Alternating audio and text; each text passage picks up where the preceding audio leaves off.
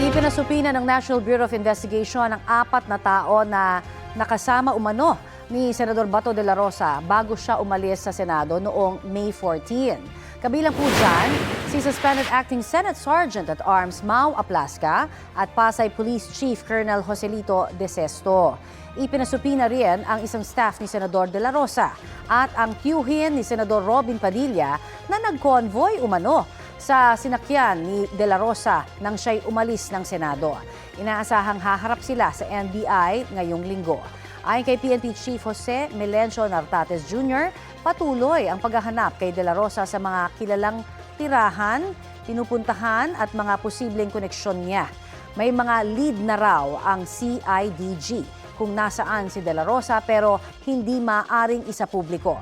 Ukol naman sa insidente ng barilan sa loob ng Senado, kumpleto na ang lahat ng forensic examinations ayon sa PNP.